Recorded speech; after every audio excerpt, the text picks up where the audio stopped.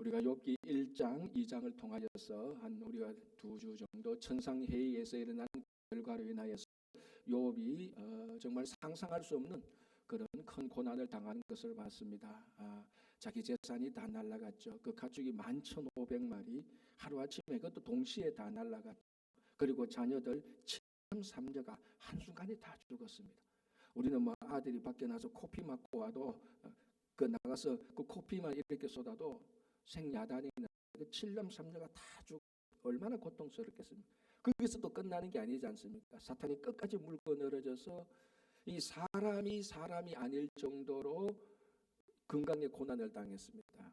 가장 끔찍한 것 그 중에 몸에 구더기가 생길 정도로, 그리고 자기 살고 있는 커뮤니티에서 쫓겨나서 쓰레기 하치장 뭐 거기밖에 갈 데 없으니까 몸에 다 병들어 있으니까 그 마을에서 쫓겨나서 거기서 몸이 너무 가려우니까 그 질그릇 조각 같은 거 가지고 몸을 벅벅 끓고 있었습니다. 자, 그러는 가운데서도 하나님을 저주하지 않았다는 이 차원에서 하나님과 사탄의 내기에서 하나님 이기게 하시고 하나님께 영광을 돌리는 그 일들을 우리가 봤습니다. 자, 오늘 본문 2장 이제 11절부터 13절까지 보면은 이제 욥의 이런 그 소식이 입소문을 통해서 쫙 이렇게 퍼져 나갑니다. 그 중에 지금 대만 사람 엘리바스, 에돔 지역이거든요. 그쪽에까지 소문이 퍼지면서 욥의 오랜 친구들 세 사람이 엘리바스와 빌닷과 소발이 그 얘기를 듣고 각각 흩어져 살고 있다가 뭐 어떻게 통신을 해서 우리가 욥을 가자 해서 욥을 위로하여 세 명이 욥에게 옵니다. 욥을 보니 이게 뭐 사람이 아니지 않습니까? 처음에 자기들을 못 알아봤으니까 7일 동안 가만히 있었고, 그리고 난 다음에 이제 오늘 3장을 욥기 3장을 우리가 건너뛰는데 욥기 3장을 보면은 욥이 드디어 발설을 또 하게 되는 겁니다. 그 발설하는 내용이 굉장히 사실은 욥의 그 인생이 얼마나 인생이 한탄스러운지, 자기 생일을 저주합니다. 그래서 사실은 1장 2장에서 욥이 고난을 당하고 하나님을 저주 안 했던 그 온전한 신앙하고 욥기 3장에서 자기 인생을 한탄하고 생일을 저주하는 내가 왜 태어났을까, 안 태어나는 게 더 좋았지 않았을까, 이런 욥의 발언하고는 좀 우리를 좀 혼돈스럽게 하지만 그래도 욥기 3장을 곰곰이 읽어보면 끝내 욥은 하나님은 저주하지 않습니다. 끝내. 근데 그 고난이 이제 시작되니까 여러분 한번 생각해 보십시오. 이런 고난을 당하는데 나 문제 없어요, 내 인생 정말 좋아요, 기뻐요, 이런 사람은 이건 사람이 아니죠. 그렇게 고난이 진행되니까 욥이 너무나 힘들고 내가 차라리 태어나지 않았으면 얼마나 좋았을까, 내가 태어난 날이 저주를 받았더라면. 그래서 자기 인생을 탄합니다. 끝까지 하나님을 저주하는데 곧선 앞까지는 갔지만 거기서 멈추게 되는 겁니다. 자, 이제 오늘 본문 욥기 4장은 여기서부터 시작됩니다. 이제 엘리바스와 빌닷 소발이 이제 욥에 있는데 한 일주일 지나니까 욥이 드디어 말을 하거든요. 욥기 3장 자기 인생을 한탄하고 뭐 이렇게 내가 태어나지 않았으면 좋겠다 이렇게 하는 얘기를 듣고 엘리바스가 드디어 거기에 대한 욥의 발설에 대한 엘리바스의 대답이 나옵니다. 그게 첫 번째, 욥기 전체를 통하여서 욥의 친구 가운데 첫 번째 이제 엘리바스라는 사람이 발설하는 내용이 오늘 욥기 4장 1절부터 이제 쭉 나오는 건데요.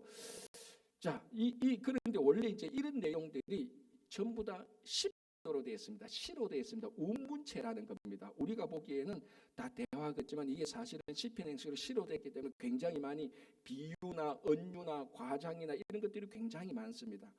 그러니까 어떻게 좀 감성이 부족한 사람들이 읽을 때는 이게 무슨 소리야? 알듯하면서 전혀 모르는 이런 내용들이 꽤 있습니다. 이제 4장부터 그런 내용이 좀 나오는데요. 자, 오늘 본문의 핵심 구절이 4장 7절, 8절, 9절입니다. 제가 한번 7절, 8절만 한번 읽어드릴게요. 이렇게 되어 있습니다. 생각하여 보라. 이제 엘리바스가 욥에게 생각해 보라고 말하는 거죠. 죄 없이 망한 자가 누구인가? 야, 욥, 당신 한번 생각해 보라는 거죠. 내가 당신 그 욥이 지금 방금 인생을 한탄하고 그 생일을 저주하는 거 들어봤는데 내가 너 얘기 듣고 한번 말할게. 너 한번 생각해 봐라. 내 생각은 이렇다는 겁니다. 죄 없이 망한 자가 누구인가? 정직한 자의 끊어짐이 어디 있는가? 죄 없이 망한 사람이 어디냐? 정직한 자가 끊어지는 게 어디냐? 너 생각은 어떠냐? 내 생각은 이런데 이 말이죠. 자, 그리고 난 다음에 8절에 내가 보건대 악을 밭갈고 독을 뿌리는 자는 그대로 거둔다. 사도 바울의 말씀 심는 자는 심은 그대로 거둔다는 겁니다. 무엇을 심든지 그대로 거둔다. 그러니까 이렇게 말을 하는 겁니다. 자, 지금 이제 이 엘리바스는 세 명의 친구 엘리바스와 빌닷과 소발과 제일 연장입니다. 그렇게 추정되고요. 또 엘리바스가 살았던 지역이 한 사람인데 대만 에돔 지역인데 그 당시 전통적으로 에돔 사람들에게 굉장히 지혜자가 많이 났다는 기록들이 있습니다. 아마 엘리바스도 그쪽에 지혜자가 한 사람이었을 것이라고 추정됩니다. 그래서 엘리바스가 와서 욥의 얘기를 들어보니 욥이 자기 인생은 한탄 그런 고난 가운데 자기 인생을 한탄하고 생일을 저주하는데 하나님은 저주하는데 가만히 보니까 뭐가 빠졌는 줄 압니까? 여기 욥기 3장 우리가 안 읽었는데 여러분 댁에 가서 곰곰이 한번 읽으십시오. 그런 고난을 당하면서 욥이 뭐가 빠졌는가 하면은 자기 잘못으로 이 고난을 받고 그런 말을 안 해요. 그게 핵심입니다. 이제 앞으로 계속해서 나오는데 이제 오늘 또 그 말씀을 좀 하겠지만 그러니까 엘리바스가 가만히 들어보니까 야, 네 고난이 원인이 있을 거 아니야. 우리 원인 규명해보자. 그리고 너 생각해 너 이렇게 생각 내 생각은 이래야 경험은 이래야. 그래서 이 엘리바스가 욥의 이야기를 듣고 지금 욥에게 뭐 하는 거냐면 인생의 가르침 한 수 가르침을 하는 겁니다. 고난에 대해서 너의 이 고난에 대해서 지금까지 있었던 일들에서 한 수 가르치고 교훈하고 좀 더 우리가 부정적으로 말하면 지금 너가 이렇게 된 것에 대한 지적을 하고 있다는 것입니다. 자, 그러면 지금 엘리바스가 욥에게 욥의 고난에 대해서 교훈을 주고 가르치고 너 이래서 좀 지적질하고 있는 이것이 모순이라는 겁니다. 왜 모순이죠? 아까 제가 말씀드렸지 않습니까? 그것도 맞지만은 자 2장 11절에 이렇게 되어 있습니다. 제가 다시 한번 알려드릴게요. 그때 욥의 친구 세 사람이 이 모든 재앙이 그에게 내렸다함을 듣고 각각 자기 집에서부터 이르렀으니 곧 대만 사람 엘리바스와 수아 사람 빌닷과 나마 사람 소바디라. 그들이 욥을 위문하고 위로하려 하여 서로 약속하고 오더니 지금 방금 말씀하신 것은 좀 이따 이제 메인 주제로 말하고 또 하나 모순이 뭡니까? 그렇죠. 세 명의 친구들이 위로하러 와놓고 지금 책만 갖고 가르치고 교훈 주고 있단 말이에요. 일단 첫 번째 모순입니다. 아니 이 사람이 다 각각 흩어져서 살던 사람이다. 그렇게 먼 길을 왔습니다. 먼 길을 와서 욥이 이런 걸 보고 우리를 위로하려고 왔는데 욥의 얘기를 들어보니까 자기 잘못했다는 말이 없어요. 그러면서 인생을 막 한탄하고 내가 왜 이래 태어났냐. 그러면서도 또 하나님은 저주하네. 그리고 엘리바스가 에돔 사람 지혜자 엘리바스가 가만히 들어보니까 이 욥이 이거 지금 무슨 말 하는 거야? 이렇게 된 거야. 야, 너 지금 무슨 말 하는 거야? 이 세상에 죄 없이 고난 받는 사람이 어디냐? 악은 다 끊겨. 아까 독을 깔면은 다 그 열매를 거두는 거지. 그런데 네가 지금 이런 고난 당하면서도 네 잘못도 없고 뭐 네 인생이 이랬니 저랬니? 그러니까 엘리바스 들어보니까 말도 안 되는 거거든요. 그래서 한 수 가르쳐 주는 거예요. 좀 우리 좀 더 나쁘게 말하면 지적하고 있는 겁니다. 이게 모순이라는 겁니다. 나는 위로하러 와놓고 지금 오히려 그 고난 당하는 자에게 가르쳐서 교훈을 줘서 아픈 상처에 소금을 더 뿌리는 겁니다. 우리 가끔 그런 게 있잖아요. 나 지금 힘들어 죽겠는데 와서 또 지적하는 거야. 또 한 수 가르치는 거. 뭐 이렇게 되는 거야. 너 빨리 집에 가. 오지 마. 이런 지금 분위기로 되는 겁니다. 여러분 우리도 그런 경우도 많이 당했지만요. 고난 중에 있는 사람에게 가르침과 지적이 전혀 도움이 안 됩니다. 그 고난을 더 가중시킬 뿐이죠. 지금 엘리바스가 앞으로 빌닷 소발이 계속 그 일을 하는 겁니다. 욥은 그러지 마 제발. 이제 이런 문체가 계속해서 진행되고 있는 겁니다. 여러분 고난 중에 있는 사람은요 위로하고 격려해서 쉽게 말해 나중에 가르칠 값이라 하더라도 지금 고난 중에 있는 사람들은 위로하고 격려해 줘야 되는 겁니다. 그게 이 고난을 완화시키는 것이지 또 똑똑하다고 해서 아는 게 있다고 해서 가르치고 지적할 때는 그 고난을 훨씬 더 가중시키는 것이죠. 그 미국의 유명한 그 교육가 가운데 스티븐 글렌이라는 사람이 있습니다. 이 사람이 어릴 때 원래 난독증이어서 난독증에서는 글씨를 독서를 못하는 겁니다. 그러니까 우리처럼 글을 읽어도 이렇게 글을 못 이게 글이 사진으로 딱 찍히듯이 전체가 찍히듯이 이렇게 나오는 난독증에 걸렸습니다. 초등학교 1학년 가니까 뭐 애들 다 책을 읽고 영어를 읽는 못 읽는 거예요. 그러니까 학교 선생님이 보니까 얘는 글을 읽지 못하는 학습 지능하다 이제 이렇게 우리말로 하면 생활기록부에 쓰는 거예요. 이제 2학년이 올라가니까 산수를 하는데 이 난독증 그 증상으로 인해서 숫자 나열이 안 되는 거예요. 이게 전부 다 전체로 들어오니까. 그러니까 우리가 산수를 하려면은 뭐 곱하기하고 그다음 나눗셈하고 이렇게 예열의 수를 봐야 되는데 잘 안 되는 거 힘든 거예요.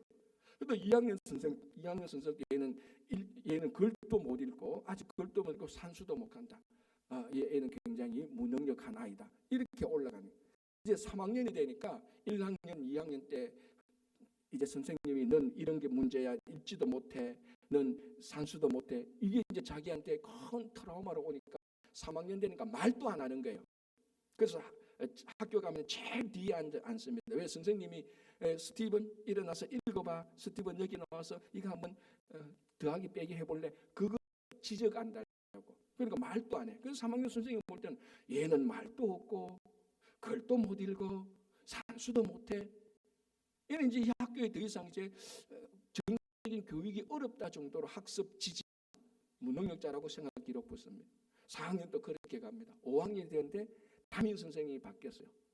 굉장히 덩치가 큰 여성 선생인데 하디라는 선생인데 하디라는 선생이 스티븐을 쭉 보니까 얘가 학습 지진아가 아니야. 난독증이야.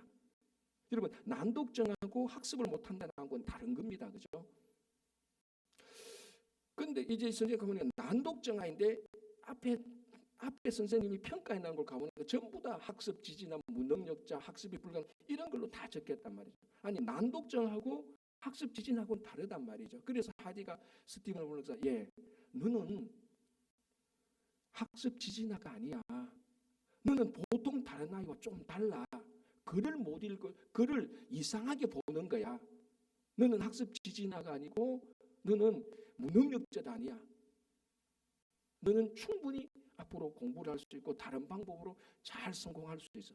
이 말 한마디가 태어나서부터 지금까지 자기에게 가장 힘이 되는 말이었습니다. 선생님 나도 공부를 할 수 있어. 너도 공부할 수 있어. 너 지금 잘못된 거야. 너 다른 아이들하고 공부하는 방식이 다를 뿐이야.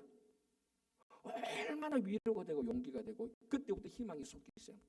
그래서 이 학생이 스티븐이 계속해서 자라면서 이 목적을 교육가, 자기 하디 선생님처럼 훌륭한 교육가가 되는 거예요. 그러면서 계속 평생을 이 하디 선생님하고 연락을 주고받고 있는데 이제 하디 선생님이 나이가 들어서 암에 걸려서 이제 병원에 입원해서 이제 치료 불가능해서 죽게 되었습니다. 그러니까 이 스티븐이 생각해, 우리 선생님이 저 멀리 있는데 그러니까 저렇게 혼자 외롭게 저 병실 생활하는 게 어렵다. 내가 꼭 시간을 내서 만나봐야 되겠다. 그래서 자기 일정에다가 휴가를 내고 비행기를 타고 그 선생님이 있는 그 병문안 하러 갔습니다.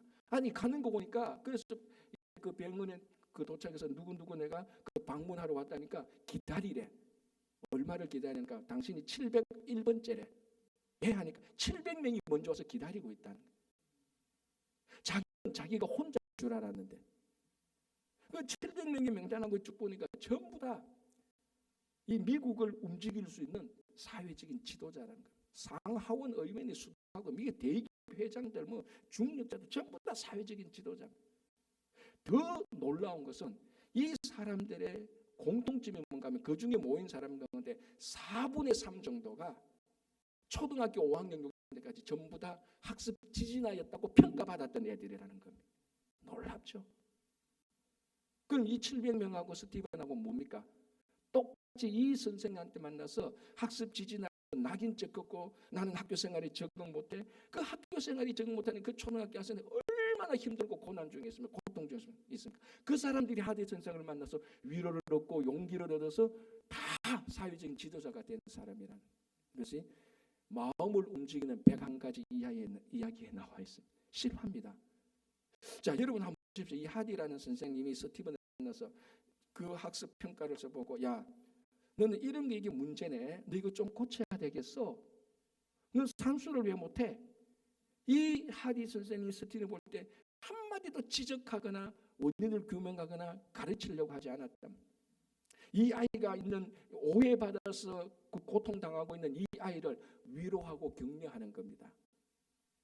여러분, 아무리 훌륭한 사람이라도요, 고난 중에 지적을 당하면요, 그 사람은요 위로 힘을 얻지 못합니다.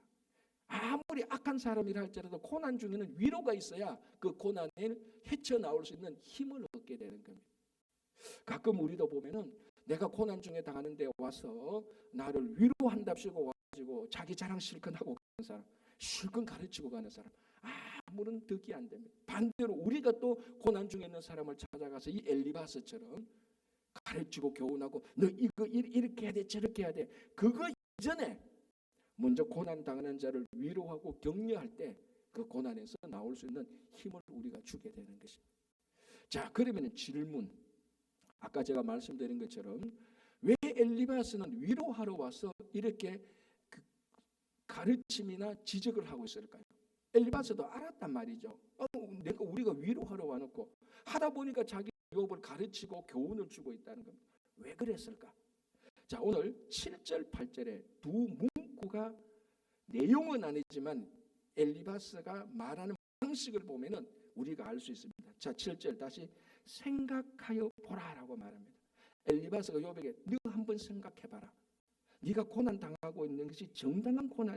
너 분명히 뭐 잘못했지. 내 생각에는 네 고난에는 원인이 있는 것 같다.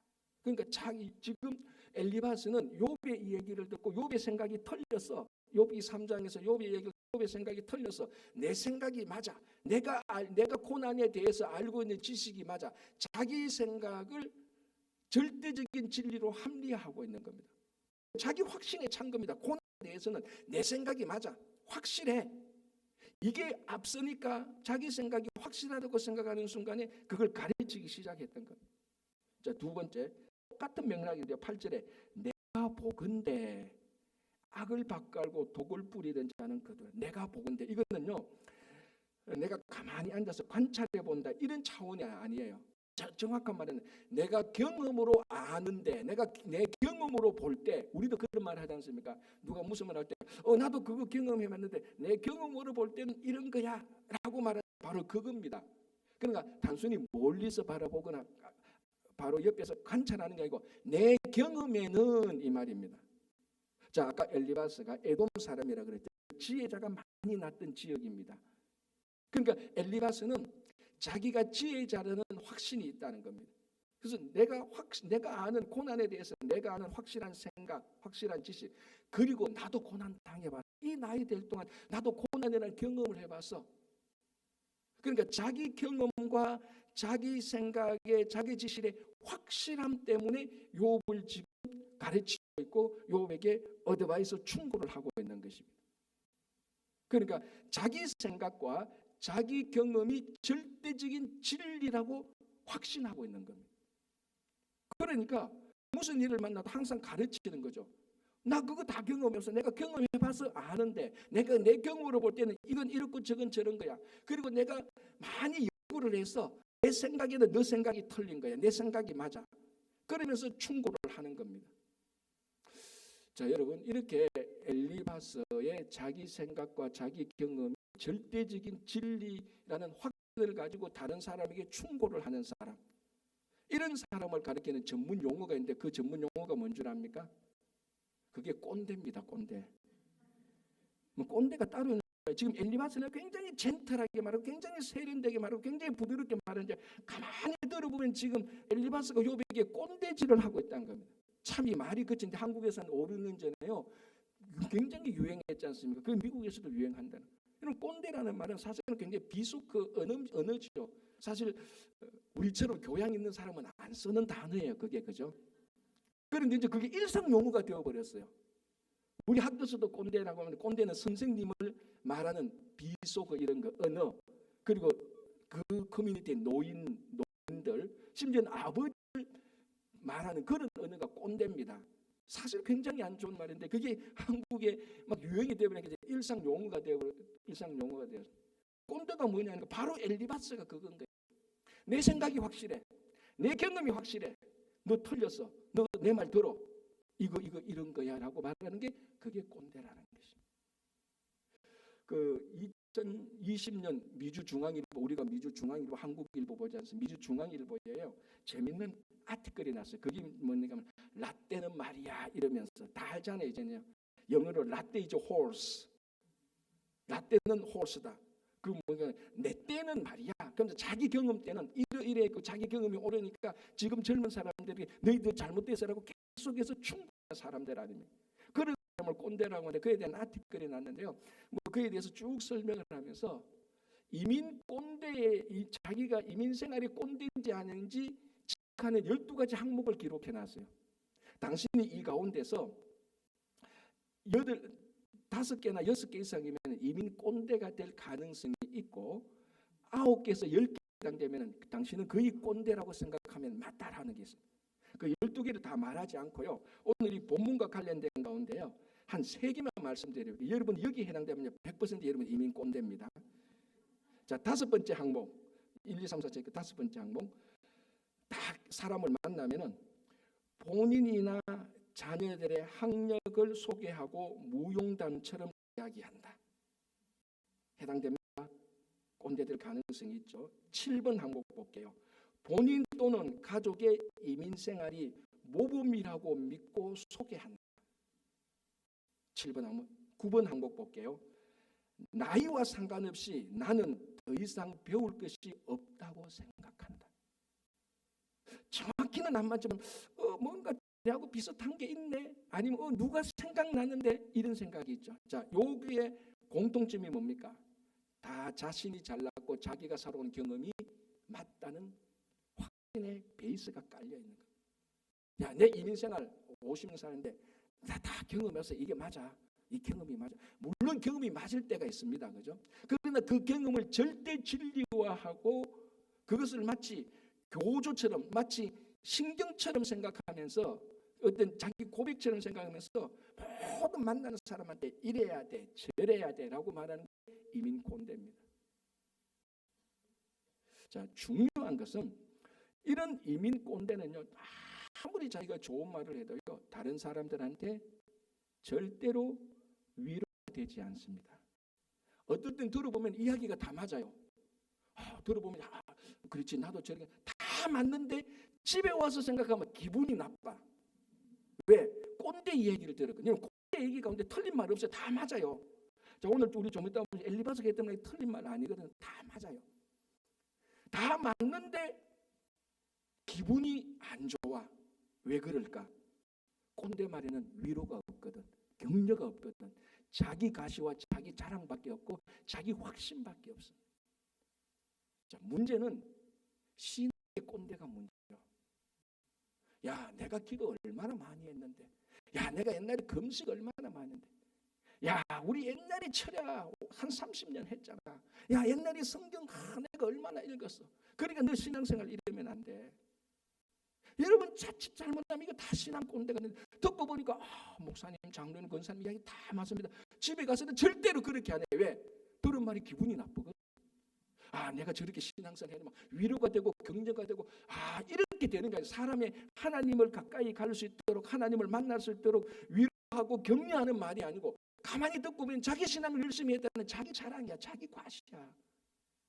여러분 사람이 다 들은 논리가 아무리 맞아도요 듣고 나면 기분 나쁜 말이 있고요 좀 말이 엉성해도 듣고 나면요 용기가 나는 말이 있어요.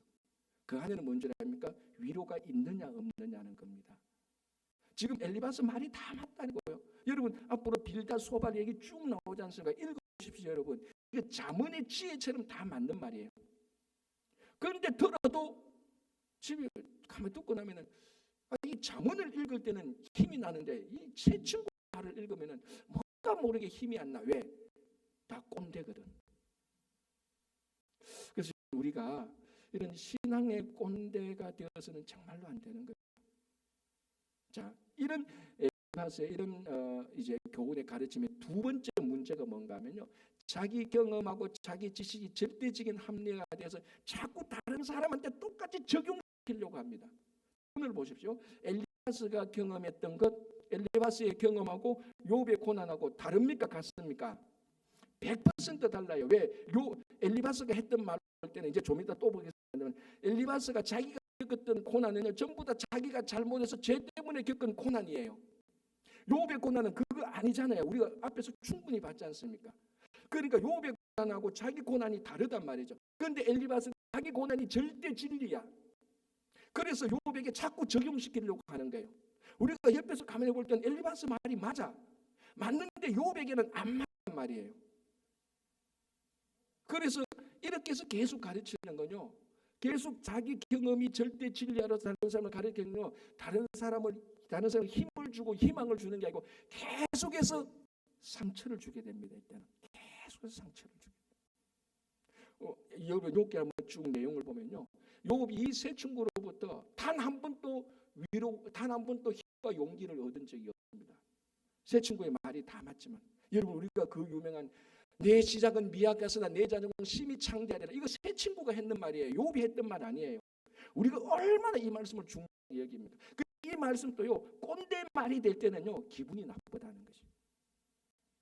그래서 여러분 우리가 정말로 우리 신앙의 꼰대가 되어서 사람들을 위로하고 격려하는 것이 아니라 상처를 주면은 그 고난 속에 있는 사람들을 더 아프게 할 수밖에 없다는 것을 우리가 한번 보게 되는 것이.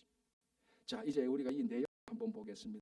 다시 7절에 이렇게 말하죠. 아는 것이지만 보라, 죄 없이 망한 자가 누구인가? 정직한 자의 끊어짐이 어디 있는가? 8절, 악을 밭갈고 독을 뿌리는 자는 그대로 거둔다. 요 말을 일상 용어로 바꾸면요, 모든 결과에는 원인이 있다는 겁니다. 맞죠? 이걸 한자로 말하면 뭡니까? 인과응보죠. 맞습니다. 여러분, 우리 사는 데는 전부 인과응보입니다. 지금의 우리의 이 모습은 과거에 무슨 원인이 있었기 때문에 지금 현재 이 모습이에요. 우리가 현재 이렇게 살면 미래가 어떻게 결과가 나오는 것이 다 인과응보입니다. 자, 엘리바스가 말했죠. 모든 고난에는 반드시 죄가 있다. 죄 때문에 고난받는 거다. 맞습니까? 틀립니까? 맞지요. 자, 성경을 볼까요? 맞는지 안 맞는지. 맞단 말이야, 이 말이에요. 자, 에덴 동산에서 원죄가 생겼습니다. 왜 죄가 생겼죠? 왜 우리가 이런 일을 에덴 동산에서 그 죄 때문에 아담과 하와의 선악을 알게 하는 열매를 먹는 죄 때문에 남자는 일을 하게 되는 수고하는 고난을 당하고 여자는 아기를 낳는 고통을 당하게 된다는 거예요. 그런데 우리 인간의 모든 고난은 어디로부터 나왔습니까? 아담과 하와의 죄 때문에 나온 거라니까. 엘리바스의 말이 맞아요. 정확해요. 그 죄 때문에 모든 인생의 고난이 나오는, 그 원죄 때문에 모든 인생의 전쟁과 탐욕과 테러와 싸움과 이간과 사기와 악행과 이 모든 것들이 다 죄로부터 나온단 말이죠. 맞단 말이죠. 자, 우리 또 가장 잘 아는 건 뭡니까? 그 아간의 범죄 있지 않습니까? 우리 새벽기도 때 많이 살펴봤습니다. 예리고성 전투에서 이기고 하나 또 가져가서는 안 된다고 말했는데 아간이 시날산 위에 또 금과 은을 가져왔단 말이죠. 하나님께 범죄했습니다. 그 범죄 때문에 이스라엘 백성들이 아이성 전투에서 완전히 패배하는 엄청난 고난과 고통을 당합니다. 그리고 결국 아간과 그의 가족들 다 죽지 않습니까? 왜 다 죽습니까? 죄 때문에. 엘리바스의 말이 맞았어요. 죄 없이 망한 자가 어디 있느냐? 다 죄 때문에 망했다는 겁니다. 자, 남유다 볼까요? 남유다가 그만큼 선지자들이 나와서 하나님께 회개하라 그런데 끝까지 회개 안 하다가 바벨론에서 멸망해서 70년 동안 포로 생활하는 엄청난 고난과 고통을 당한다면서 다 죄 때문에 그랬어요. 엘리바스의 말이 맞습니다. 우리가 당하는 고난은 죄 때문에 있는 고난입니다. 우리 어떻게 해야 됩니까? 이 죄를 회개하고, 이 죄를 회개하지 않는 한 이 문제는 해결되지 않습니다. 죄를 회개해야 회개해야 이 고난이 사라지는 겁니다. 이 분명히 맞습니다. 자, 이런 죄인의 고난에는, 이 고난을 지적할 때는 항상 정죄하게 되는 거죠. 너 이 고난 받게 되는 이유가 있어. 그 죄를 밝혀야 돼. 우리가 그 죄를 회개하자. 항상 이런 죄인의 고난에는 정죄가 있고 해결책은 회개입니다. 맞습니다. 우리가 죄의 잘못으로 인해서 고난받을 때는 우리가 정죄를 받아야 되는 건 맞습니다. 뭐 정죄받는다고 죽는 건 아니까 정죄받고 내가 이 죄이구나 회개해야 되는 겁니다. 그러면 해결되는 겁니다. 자, 그러면 모든 고난이 엘리바스가 했던 이 고난만이 다 그런 고난입니까? 또 다른 고난이 있다는 겁니다. 그게 대표적인 게 욥의 고난이죠. 욥의 고난, 자, 우리가 앞에서 살펴봤던 대로 욥은 왜 고난 당합니까? 죄가 없기 때문에 고난을 당했다는 말입니다. 앞에서 엘리바스의 고난은 죄 때문에 받는 고난인데 이걸 욥에게 그대로 적용했는데 안 맞잖아요. 왜? 욥은 죄 때문이 아니고 죄가 없기 때문에 당하는 고난입니다. 의인의 고난이라고 말할 수 있습니다. 엘리바스가 지금 하나는 알고 하나는 모르는데 자기 경험이 절대화돼서 모든 고난엔 죄가 있다 이것만 계속 강조하는 거예요. 이건 맞습니다. 성경에서 굉장히 많이 있어요. 그러나 성경은 두 가지 고난을 말하는데 다른 고난을 말하고 있습니다. 욥의 고난, 의인의 고난이 있습니다. 자, 이 의인 고난에 우리가 성경을 보면 의인의 고난이 두 종류의 고난이 계속 흐르고 있는데 하나는 죄인의 고난이고 하나는 의인의 고난입니다. 의인의 고난은 우리가 성경에서 요셉 의인 때문에 고난받지 않습니까? 요셉이 잘못해서 고난당합니까? 아닙니다. 요셉이 정직하고 바른 생활을 했기 때문에 고난을 당합니다. 요셉이 그런 고난 당했죠. 자, 오늘 욥이 그렇죠. 자, 그리고 우리가 요한복음 9장을 보면 여기 결정적인 말이 나옵니다. 예수님과 제자들이 갈 때 날 때부터 소경된 자를 만나죠. 제자들이 뭐라고 말합니까? 전형적인 패턴으로 뭐라고 말합니까?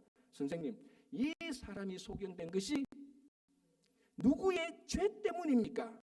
자기 죄입니까? 자기 부모의 죄입니까? 라고 질문했습니다. 그러니까 고난받는 죄 때문에 받는 고난이라고 제자들은 생각했습니다. 예수님께서 뭐라고 말씀하셨습니까? 누구의 죄 때문도 아니다. 뭐라고 말합니까? 하나님이 하시는 일을 드러내고자 함이다라는 겁니다. 이게 굉장히 중요한 겁니다. 모든 의인의 고난에는 하나님이 하시는 일이 따로 있습니다. 이 고난에는 고난의 목적이 있다는 겁니다.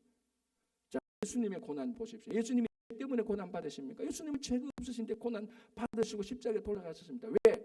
하나님이 하시는 일을 드러내고자 하기 위해서. 요셉이 왜 고난됐습니까? 하나님이 하시는 일을 드러내고자 해서. 드러내고자 하는 게 뭡니까? 야곱의 가족들을 다 구원하기 위해서. 욥이 왜 고난당합니까? 사탄과 내게에서 하나님께 영광이 돌아가기 위해서. 우리는 이거 정확히 분별할 줄 알아야 됩니다. 죄인의 고난은 죄를 회개해야 되는 고난입니다. 그러나 의인의 고난은 하나님이 하시고자 하는 일을 드러내야 되는 겁니다. 이 두 개가 지금 엘리바스가 구별이 안 되는 겁니다.